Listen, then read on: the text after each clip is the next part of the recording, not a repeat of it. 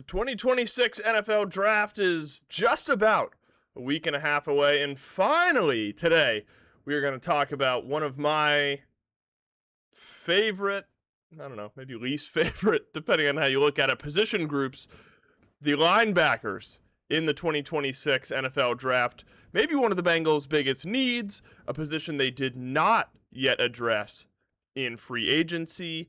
We are expecting them to address in some capacity. Let's talk about it on today's episode of Bengals Daily, part of the Fan Arch Podcast Network. As always, I'm your host, Dave Olson, and let's dig into it. At the time of recording this episode, the NFL Draft just about 10 or 11 days away. So the Bengals' plans, hopefully in the back end, starting to solidify. Still no news, if you're wondering, if you're following the saga on the Dexter Lawrence front.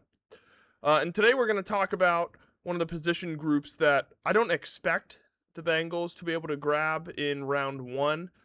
In a way, I want to choose my words carefully here. I almost don't hope they address in round one, unless it's Sonny Styles. If it's not Sonny Styles or somehow Arvell Reese, I hope it's a day two pick for the Cincinnati Bengals. We're going to dive a little bit into four realistic targets for the Cincinnati Bengals. We'll talk about Sonny Styles at the end. I think Styles is going to be gone before 10, so we're not going to do a super deep dive on him. But we're going to talk about four targets for the Cincinnati Bengals. All of them are going to be day two picks, some round two, some round three, and talk about how they can fit the scheme, where they're good, where they're not so good, where we can maybe expect to get them, where some growth should be expected, so on and so forth. So it's a linebacker episode of Bengals Daily here on the Fan Arch Podcast Network. So let's start things off with the Cincinnati kid, the hometown hero. And this is a truly unique story. So it's Jake Golday, linebacker out of the University of Cincinnati. So played tight end and linebacker in high school, got zero Power 5 offers, no stars, no ranking. This is the type of player who just really wanted to play football. Ended up playing at Central Arkansas, I think it was, in the FCS in his first year as a defensive end. Actually, not only first year, first couple of years, first 3 years at Central Arkansas. A pretty decent career there. 125 tackles, 12 tackles for loss, 5.5 sacks across 26 games. And then transferred to Cincinnati in 2024, where he jumped from the FCS to the Big 12, which admittedly is a pretty big jump. So how did he do with the University of Cincinnati? That's the big question. You go from the FCS, you do well. Now you're in with the big dogs. How do you do when you're up there with the higher level of competition? Well, in 2024, 58 tackles, 7 of them for a loss with 1.5 sacks. Newcomer of the week once in the Big 12. An honorable mention, all Big 12 in 2024. Last season, so 2025, those stats doubled on the tackles front. 105 tackles in 2025. 6 of them for a loss, 3.5 sacks. Full-time starter in 2025, where his development continued. So really a steady contributor is Jake Golday. 6'4", 240 pounds, which is weird because I'm 6'4", 240 pounds, but I imagine this guy's got a little bit more muscle on him than I do. Bruce Feldman, if you follow him at all, he's got a freaks list. Jake Golday listed as number 48 on the freaks list. For what that's worth, 24 reps of 225 pounds on the bench press. This confirms my earlier theory. At my strongest, I could probably do, I don't know, 15 to 16 reps of 225. 24 is freakish. That really freaks me out. Anyway, this guy's really strong and actually pretty fast when he gets going from sideline to sideline. And so that's the draw with Jake Golday. He loves the game of football. He's strong. He's fast. And he's got a really good run defense as his foundation. He loves running into the gap. Strong at setting an edge. Again, good range at running sideline to sideline. That's where some of that speed comes into play. And he's got strong blitz ability. If the Bengals were to draft him and choose to send him on a blitz, some of that edge rush background from the FCS carries over to his linebacker play. And we saw that in college, Jake Golday actually was able to rush the passer a decent bit. So let's quickly address some of the concerns. So Jake Golday, not great in coverage. Good news is none of our linebackers were last year either. So that's probably bad news, actually. Not great in zone awareness. And only a couple of years of playing off-ball linebacker collegiately. Remember, defensive end for 3 years at the FCS level, 2 years of linebacker, 1 year as a full-time starter. So a lot of development still needed for Jake Golday. I think the Bengals will probably like him because he is a guy who loves the game. He's got a good mind for it. Good work ethic. Strong, fast. Cincinnati connection is great. Al Golden loves those versatile chess piece types. Plays as a linebacker, but can blitz. Has that background. And this would be a day 2 pick. Most likely for the Bengals would probably be round 3. I think if the Bengals pick up Golday at 41 in round 2, that's a reach. That would be a reach. This would be a round 3 pick where the Bengals maybe go cornerback or safety in round 1. Maybe you go defensive line or vice versa in round 2. And then you grab Jake Golday in round 3. This would be a solid round 3 pick, in my opinion. If he's there at 72, Gridiron grading score him at 63.1, which is that he's really strong athletically. Production has some catching up to do. So could actually end up being a pretty good Bengals pick because that's exactly what the Bengals look for. A good mind for the game, loves learning, very strong, athletic, but maybe didn't have the most production in college. Stop me if you've heard that one before. So Jake Golday, keep your eyes peeled if the Bengals don't have a linebacker after their first 2 picks. Potentially in round 3, the Cincinnati linebacker could be coming to the Bengals in round 3. Would be a great target. Next, we're going to talk about Jacob Rodriguez, one of my favorite targets. I'll go ahead and get ahead of this one. This one would have to be a round 2 pick. And this guy is what I think one of my favorite linebacker prospects in this draft. 6'1", so a little bit smaller, 230 pounds, a little bit shorter, a little bit lighter, but still just as strong. Funnily enough, actually started as a 4-star quarterback at Virginia before transferring to Texas Tech and starting as a linebacker in 2022.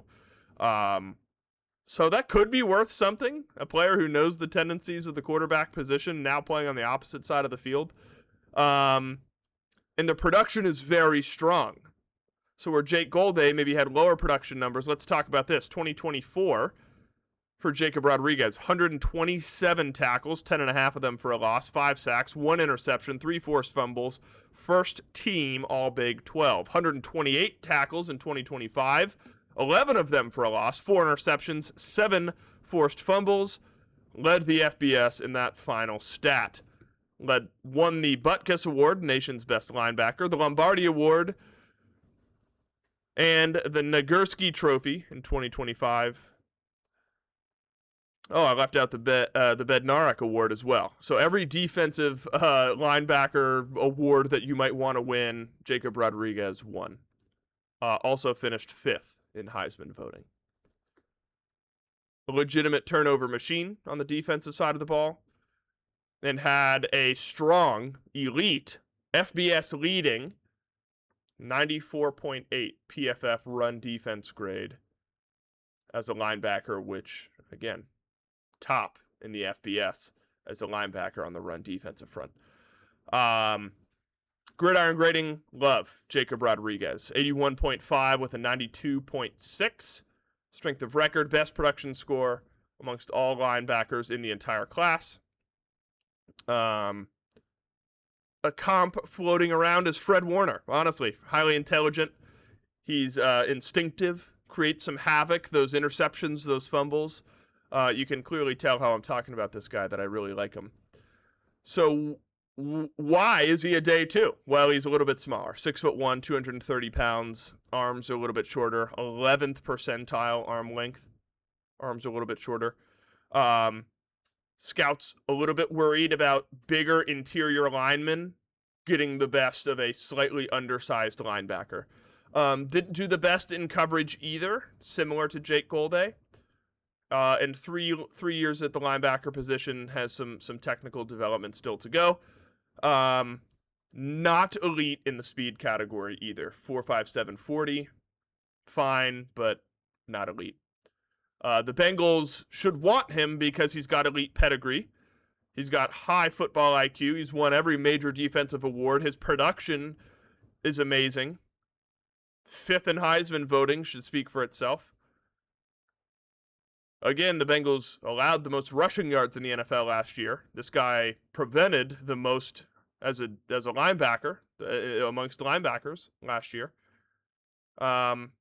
Being compared to Fred Warner is a pretty solid comparison. Jacob Rodriguez, if he's around in round 2, that could be where the Bengals strike. Bengals have brought him in for a visit. They have talked to him. They are clearly aware that Jacob Rodriguez is out there. Everyone can rest easy at night that Duke Tobin and company know Jacob Rodriguez exists. They've brought him in. They want to talk to him.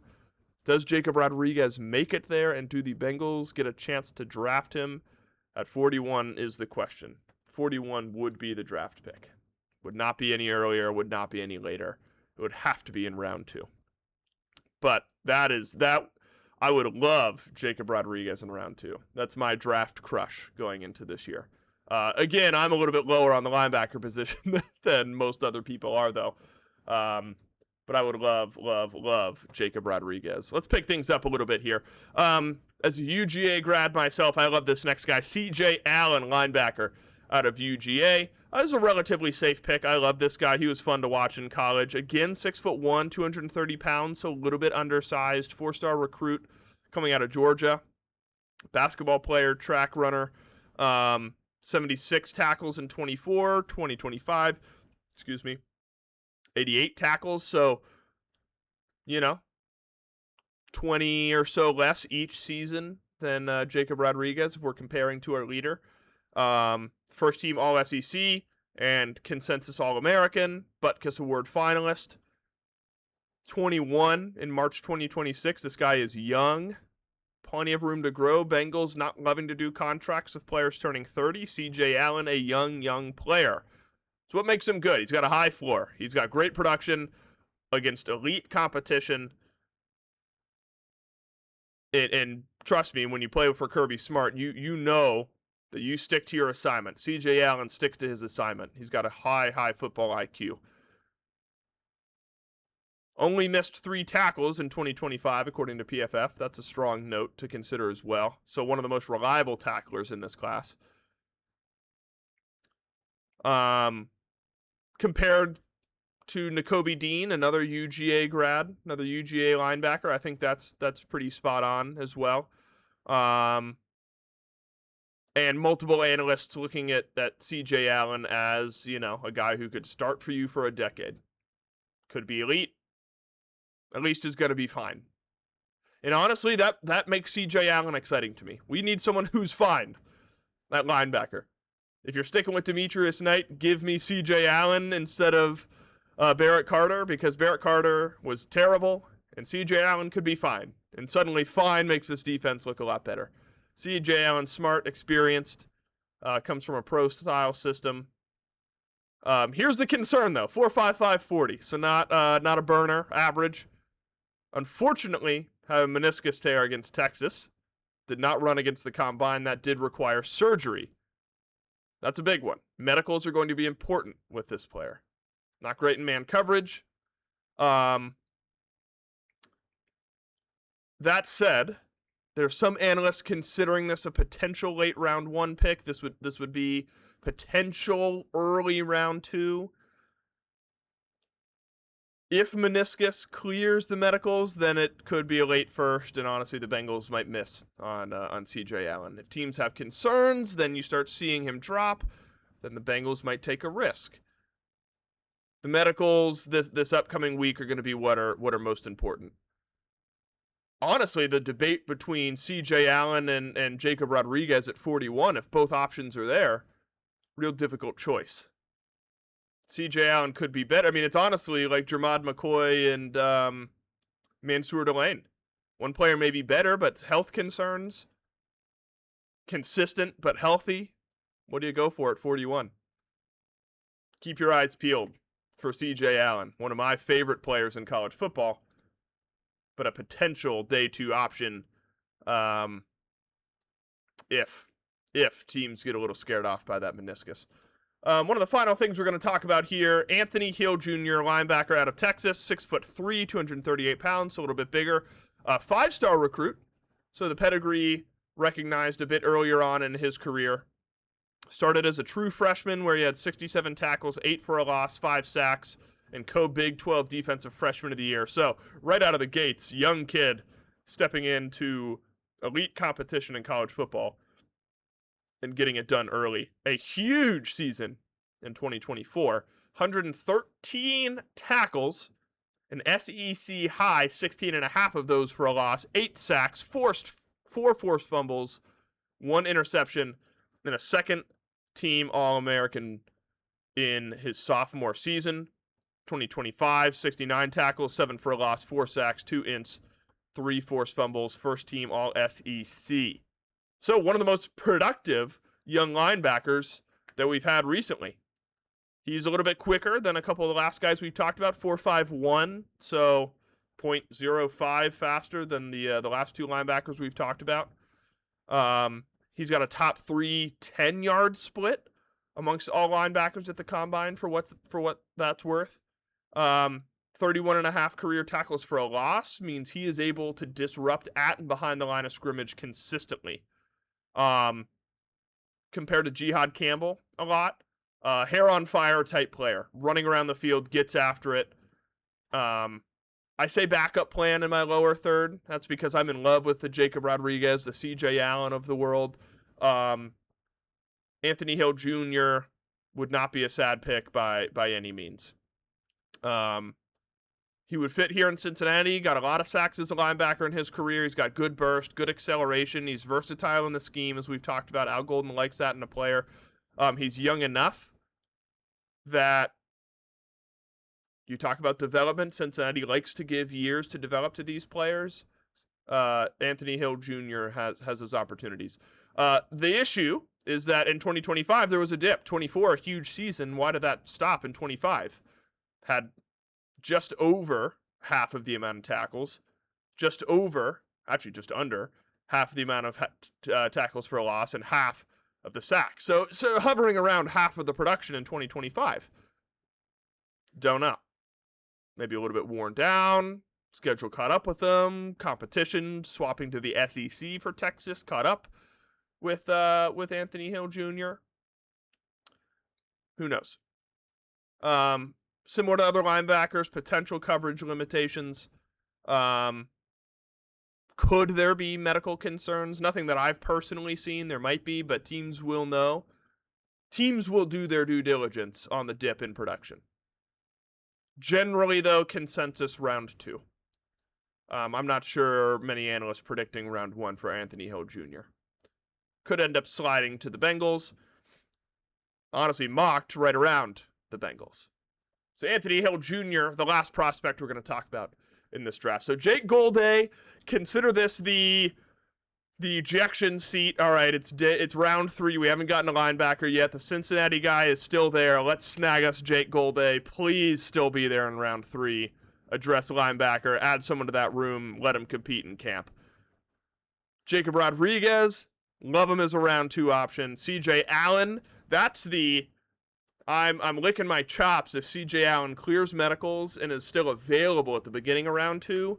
Then you're having the healthy versus safe debate between Jacob Rodriguez and C.J. Allen. And Anthony Hill Jr. to me seems like a solid, safe pick. I would not be upset if this ends up being a round 2 pick. So really there in round 2, there's a good bulk of picks that seem like solid options. Let's talk about really quickly, this episode's gone on a little bit. We did not talk about Sonny Styles. We've talked about Sonny Styles plenty. I don't believe he's going to be there at 10. If Sonny Styles is there at 10, then the Bengals should consider that as a pick. But there are talented players there in the second round, and so maybe the Bengals are saying to themselves, let's address some other needs, get one of these 3 or 4 guys in round 2 or 3, let them compete in camp, sign a veteran post-draft, see what happens. Josiah Trotter's been talked about a little bit. Good for a couple of downs, 2-down thumper, maybe a round 2-3 type pick there. Kyle Lewis out of Pittsburgh, another option to look at, round 3 or 4 type pick. Couple other linebacker options mixed in there as well. So don't you worry, Bengals fans. Keep that optimism. Round 2, there's a good crop of linebackers there available, ripe for the taking. If the Bengals should choose, that linebacker is the option there in round number 2.